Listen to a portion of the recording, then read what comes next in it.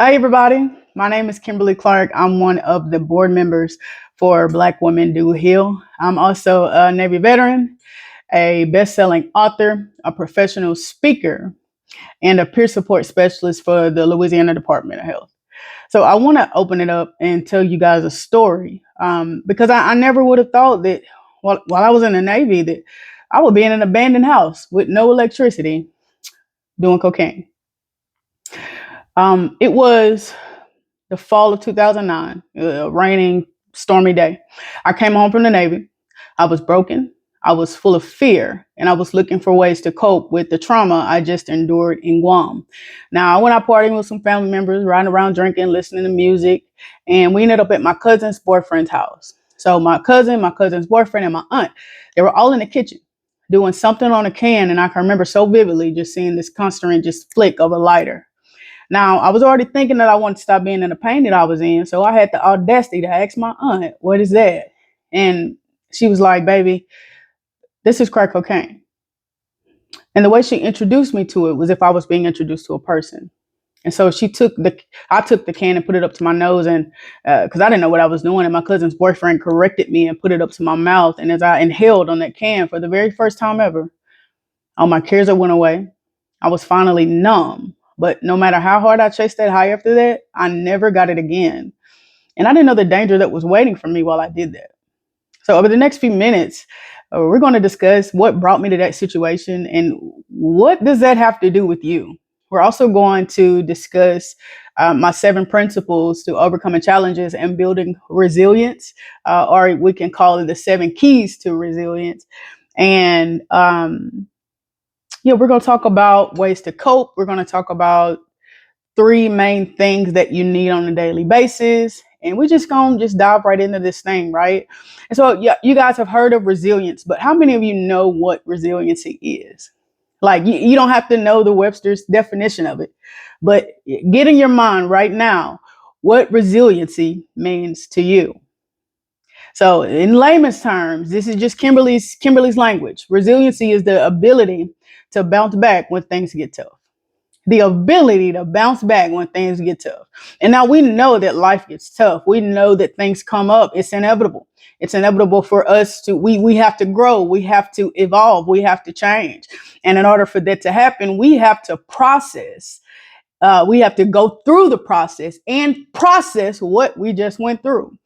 And so resiliency is our ability to look at things exactly the way they are, accept reality, and still push through no matter what. Just like if you put a rubber band around your arm, around your wrist, and you pull that sucker back, what it's going to do? It's going to bounce back once you release it. And so a lot of things that you're going through in your life, once you release it, you will bounce back just like the rubber band. And that's what resiliency is, knowing that you're going to go through things, but allowing yourself to go through it, process it, get better, grow from it, and then bounce back, right? And I know I came in a little strong with this story, and y'all got you're probably wondering like who are you really?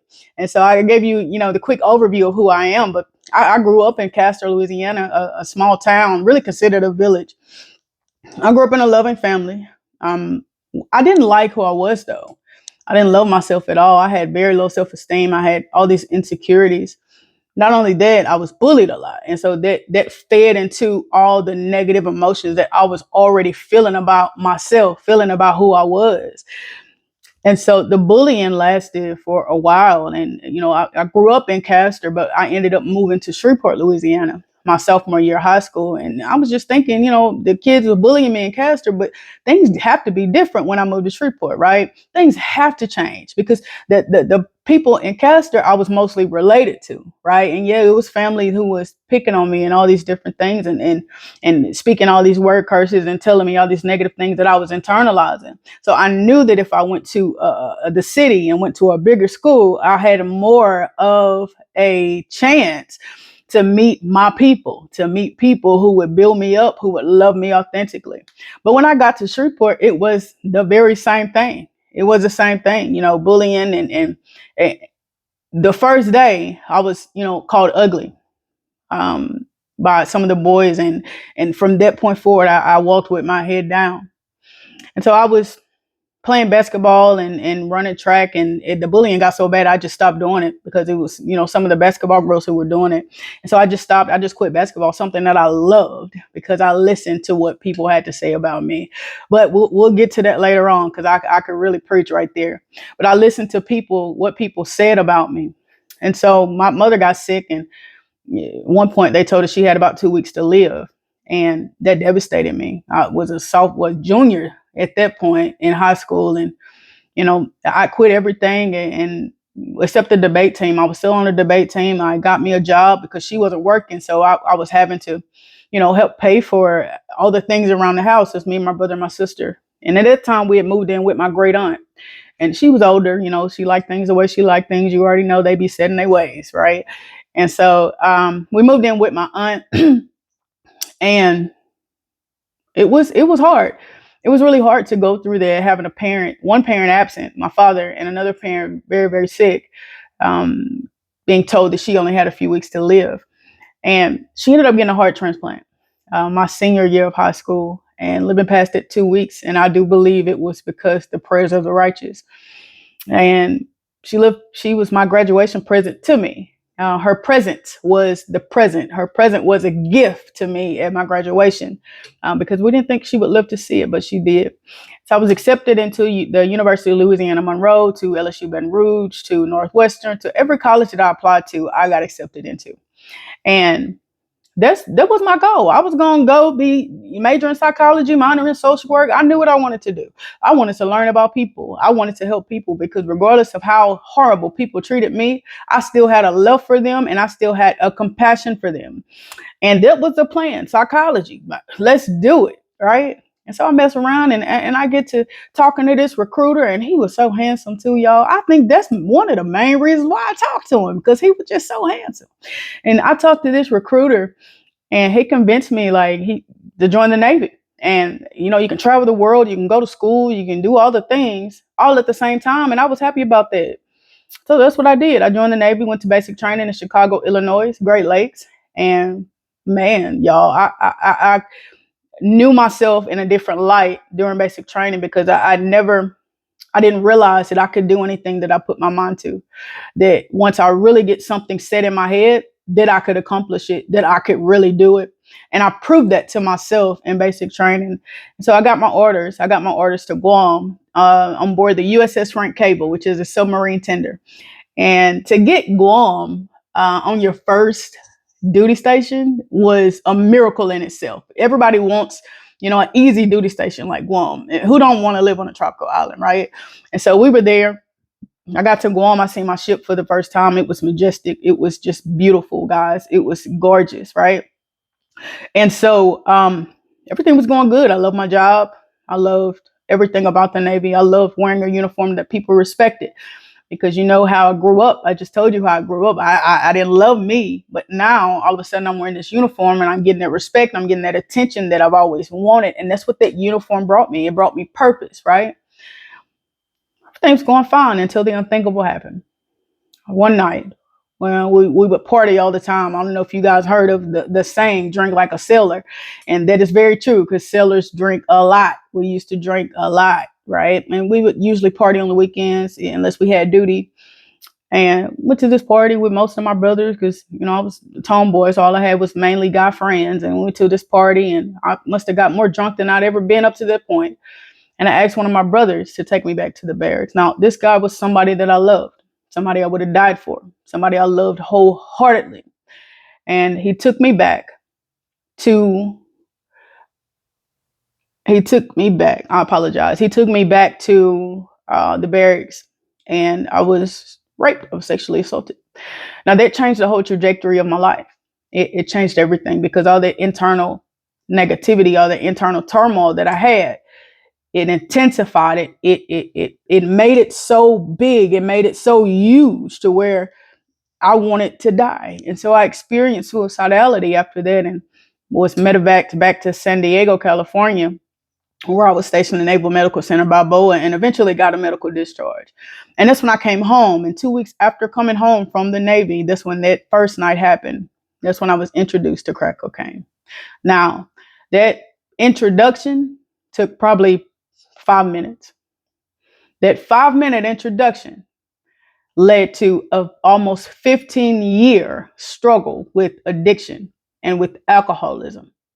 Now, I usually talk a lot about trauma because the trauma is the root of it, right? We always got to look at the root, not the symptoms, because if we really want to heal from something, y'all, we got to look at the root of a thing. And so the root of the thing was the trauma, right? And so until I realized that 15 years was full of ups and downs and jail and rehab and psych units, because I believed that I was crazy, but I just didn't know that I was unhealed. I didn't know that I needed healing from all that stuff that happened to me. I thought if I suppressed it, if I forgot about it, if I put myself in a different environment, then things would be different and I would be different. But I didn't know that you had to face things head on. And so that 15 years was in 2020 alone, year 2020. I got hit in the back of the head twice, in an attempt to take my life. I was given bad drugs twice. And one time I ended up on life support, right? I'd flipped my truck. They say my truck flipped 7 times and I walked out of it without a scratch. This is in the year 2020 alone. So imagine all those other years of addiction to all the things you said you would never do, you do. But morally, overall, this all happened because I did not know how to cope, right? Did not know how to cope with life. I did not know how to cope with my emotions. I didn't know what emotional intelligence was. And as a matter of fact, back then, mental health wasn't accepted or talked about as much as it is now. And so we didn't really know anything about that stuff. We just felt like we was crazy. And so I started to embrace that word crazy. People call me crazy. I started to laugh at them. I even got 5150 tattooed on my, you can't see it right now, but 5150 tattooed on my arm, because I believed that I was crazy. And so I turned it into a good thing. I felt like I was everything when people called me crazy. And then my nickname became 5150. That's what my nickname was in the street. And so I believe that, y'all. How many of you know that if whatever you speak about yourself, you become? How many of you know that we have power in our words? How many of you know that when we say a thing, it becomes a thing in the physical, right? How many of you know that? How many of you know how important being able to cope with life is? Because we have to grow, we have to evolve, we have to do these things. But the only way to do them is to go through some stuff that we don't want to go through. Some stuff that's tough and that doesn't feel good and it hurts and it brings pain and overwhelm and rejection and abandonment. It brings all those overwhelming things. But when we know how to cope, we can persist, we can sustain. Now, how do you cope when you feel abandoned, when you feel rejected, when you feel overwhelmed? Do you use mindfulness? Do you do physical activities? Do you do arts and crafts? One thing that I do, in addition to doing mindfulness, I practice Brazilian Jiu-Jitsu. I love martial arts. I love boxing, all the things, as well as there's pretty much nothing that I wouldn't try once. You know what I'm saying? Now, don't let your mind go all nitty gritty. You know what I'm saying? But there's usually not much that I wouldn't try once just to see if I like it. Because I believe in taking risks. I believe in not knowing what you're good at until you actually put an effort in and actually do something, right? And so how do you cope? Really think about that for a second and write down, if you can, some ways that you cope, okay? Now, let's get into the 7 principles to overcoming challenges and building resilience, or the 7 keys to resilience. Now, these are my signature 7 principles because these things I didn't read in a book. I didn't see on a Facebook post or Instagram post. I didn't hear nobody talk about this on TikTok. None of that. This is from my own life experiences. This is from my own childhood, my own military trauma. This is from my own life and what I have learned, what God has shown me and revealed to me about my life and the things that has helped me the most. And the first one is building a support system. Now, that's super important who you have in your life. The 5 people you have in your life right now will tell you exactly where you're going. You don't need to be you don't need to be in a room where you're the smartest person. You need to get around some people who are much smarter than you, who can lead you to where you want to go in life. So building a support system that's strong around people who actually can build you up, not tear you down, who can tell you when you're wrong, tell you when you overthinking, tell you when you trapped in your head for a minute. Like, sis, come on now. You can't just stay right there. You can't stay stuck in that pattern. You can't stay stuck in that mess. You got to do something to come up out of that. You need people in your life who can help you do that.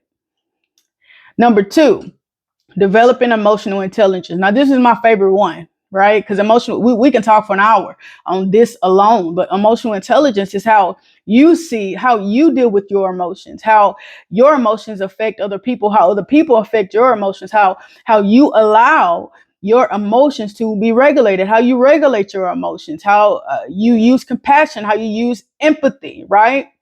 How self-aware are you about your triggers, about what's going on in your life? What triggers you? What makes you tick? What makes you mad? What makes you frustrated? What makes you anxious? What makes you think about something that happened years ago? What makes you think about something that has maybe held you back and kept you stuck and held you bound for many years? What is that thing? What is that thing? And knowing that thing helps you better be in position to arrest it when it comes up. It helps you better be able to identify it and stop it before it even starts, right? Because it's going to be there. Things are going to come up. But when we have those skills to deal with it, having emotional intelligence and having those coping mechanisms, those coping skills, now look, that's a powerful couple right there. Emotional intelligence and coping skills, that's a powerful couple. I'm telling you, they them powerhouses together. They goals. Hashtag goals. I'm telling you. Having those two things together. Now, I want you to think about three questions. The first question, dealing with emotional intelligence, is when I am emotionally or spiritually drained, what is my next step? Think about that. When you feeling drained in your life, what do you do after that? What's next? This will help you figure out and see how well you have emotional intelligence or how well you are coping with life, how well you are self aware of your own actions, of your own thought processes. Secondly, how effectively do I communicate my needs and my feelings to others? Am I able to tell people how I feel? Am I able to articulate my thoughts? That's a horrible feeling when we're going through something and we don't know how to tell somebody what's going on with us. Now, I was married to a narcissist and I didn't know anything about narcissism. I never even heard the word. I just knew that he was making me feel like I was crazy, like something was wrong with me. But yet he was telling everybody I'm the one that was crazy. But I knew that he was lying. I knew that he was cheating. I knew that he said something that he didn't say it. He didn't say it. I knew that when he said that he was here, but he wasn't there, but he made me believe that I was seeing stuff, that I was hearing stuff. He would say things and then take it back or then say, you didn't hear. No, I didn't say that. You hearing still. What you talking? I know that I'm hearing clearly. Now, I already got a chemical imbalance right now you're playing with my head again. I didn't know anything about that until I came up out of that and I started looking up what was going on with me and I found out about narcissists. I'm like, there is a word for this. There is a word for what's been going on, right? And so when you're able to effectively communicate those things, you need to find words, look up words, learn a new word every day. Learn a new word every day. Look up emotional words and learn something and be able to apply it whenever that thing comes up. Or even if you're helping out a friend, whenever they're feeling a certain type of way and having trouble articulating it, be equipped to help them through it too. But also be equipped to help yourself and be able to articulate it and be able to call that thing out until it no longer has power over you. Anxiety, you have no more power over me. Overwhelm, you have no more power over me. Limiting beliefs, you have no more power over me. Learn how to articulate those things that are going on in your mind and be able to declare that it no longer has power over your life.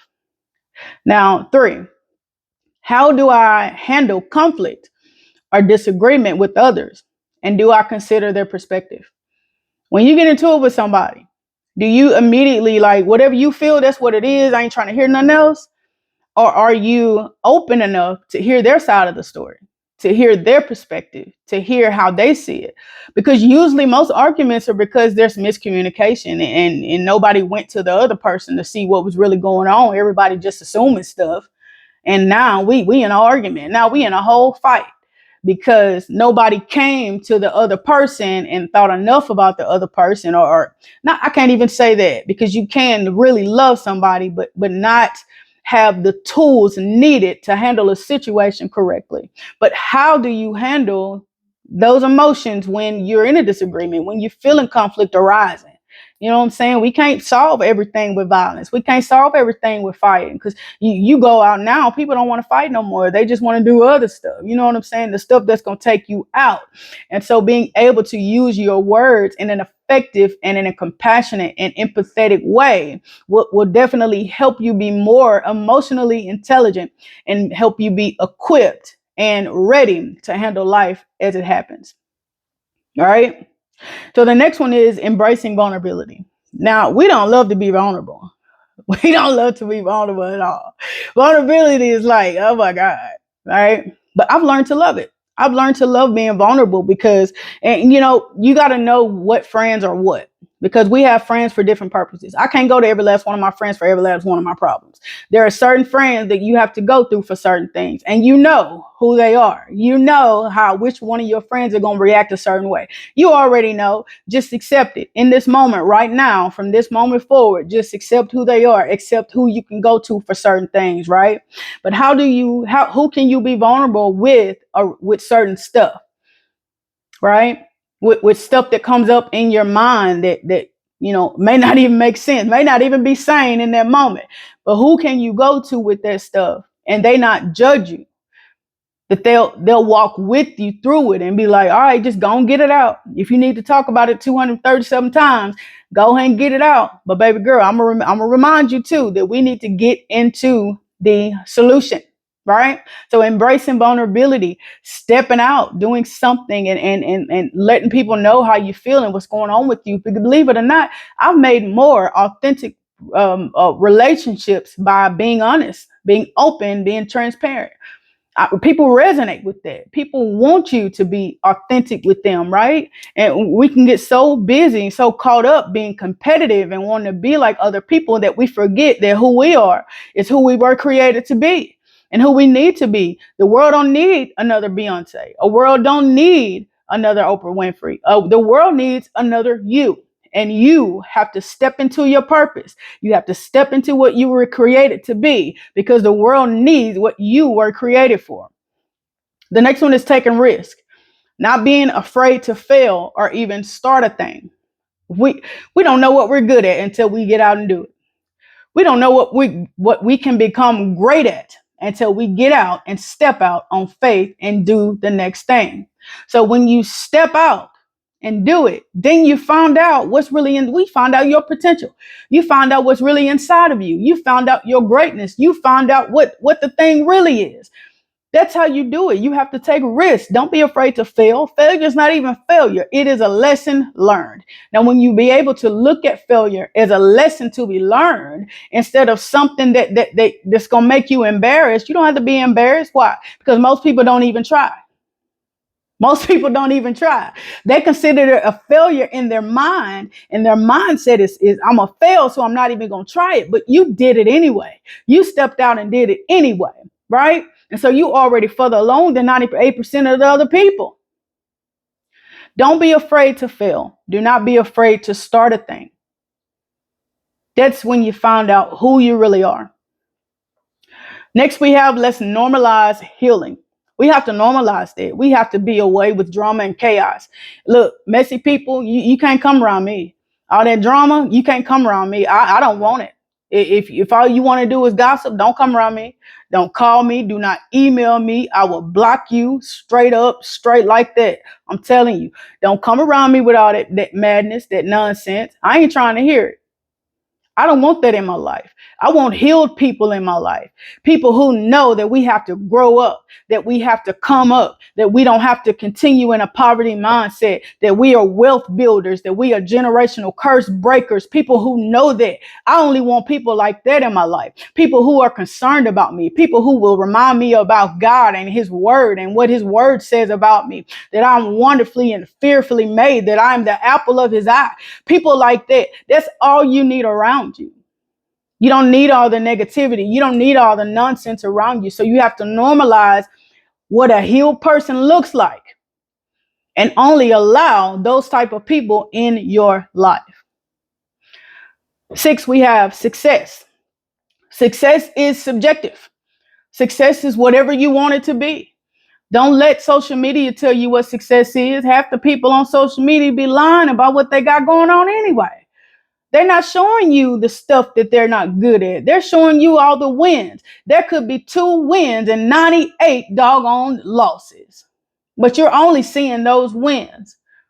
That's all you're seeing. So don't compare yourself to people. Don't do that. You're in your own lane. You're doing your own thing. So whatever you feel success is, let that be it.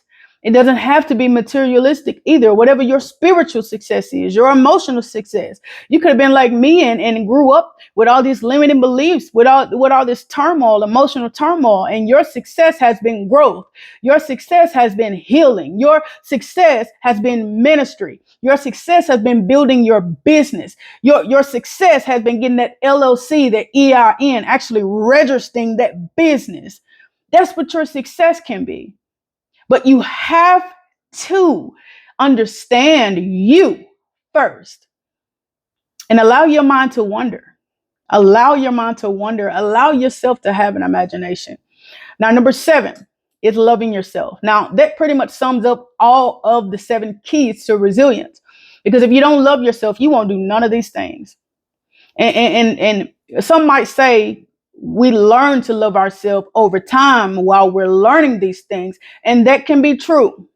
But you have to love yourself enough to want better in your life to even start doing these things. You have to be self-aware that there's an issue for you to work out. There's an issue that you need to handle in order for you to love yourself, in order for you to do the things that you know you're called to do the things that you know you need to do, that your children are waiting for you to do, that your family is needing you to do, that the people in your life, your clients, the people who's under you, who need your story, they're waiting for you to do that. But you have to love yourself enough to know that I'm going to come out of this thing no matter what it takes, because this is not who I'm called to be. This is not who I'm called to be. And I refuse to be anything else. Love yourself enough to do that. Now, I want to go over 988. I just want to put a reminder out there about 988, because there's I guess a lie out there, the stigma behind 988, and how, people say that you have to just be suicidal to call that number and that they'll send a policeman to your house. And that's not true. You can just be having a really, really tough time and call 988, and they can connect you with a counselor. They can connect you with a peer support specialist. They can connect you with somebody that you can talk to, right? So you do never have to go through things alone. Even if you don't have people in your life that you can trust with certain stuff, you can call 988 and trust them with that. All right. So get that out of your head. If that's one of the things that you were thinking, that you have to be suicidal to call 988, and that, that they're going to automatically send somebody to your house just for calling. And that's the farthest thing from the truth. Right. And so, but if you are having suicidal thoughts, right, or if you feel yourself getting to that point, because you'll know the difference. If you feel yourself getting to that point, definitely reach out to somebody. Reach out to somebody and tell them how you're feeling. Tell them what's going on, and allow them to work to work through that thing with you. Because a lot of times we can't see past what we see. You know what I'm saying? We can't see past stuff. And so we have to ask people from the outside looking in to help us see it a different way, to see it in a different light, right? So the last thing is 3 daily wins. Now, you should always have 3 daily wins. This is something you need to do every day of your life, right? These 3 things. You need to have a physical win. a mental win, and a spiritual win. Now, a physical win can be you walking for 15 minutes a day. Or if you feeling froggy, run for 30 minutes. You know what I'm saying? Get on the elliptical, do the things, do something physical for however long that you can handle, but do something physical every day. Now, you need to have a spiritual win. Now, this can mean you can pray, you can meditate. I don't know what you believe in, but you believe in something, and so pour into that something. Receive strength from that something, right? So I can only talk about what I know about and what I believe. And when you pull strength from God, when you read your word, you get into your word, right? That's taking care of yourself spiritually. Or if you're reading a personal development book, a spiritual development book for 5 minutes a day, you don't have to start out doing stuff for an hour and 30 minutes or longer. You don't have to start out doing that. You can start exactly where you're at, love. Start exactly where you at, right? Now, spiritual, physical, and mental. You need to have a mental win. Now, that can mean journaling. That can mean journaling. Like we said with coping, you can do arts and crafts, right? You can just talk it out on a recorder. I mean, you can come up with some stuff, lady. I'm telling you. Have a mental win every day. Something that you're doing to pour into yourself mentally. There's 3 daily wins: physical, a spiritual, and a mental win every day. And I promise you, your life will never be the same. I really enjoyed you guys today. Thank you so much. Look, Black women, we really out here healing for real. And I love you guys. Thank you so much. I'll see y'all later. Oh, if you want to find me, I'm at KimberlyClarkSpeaks.com. You can find all my information right there. See you guys later. Bye.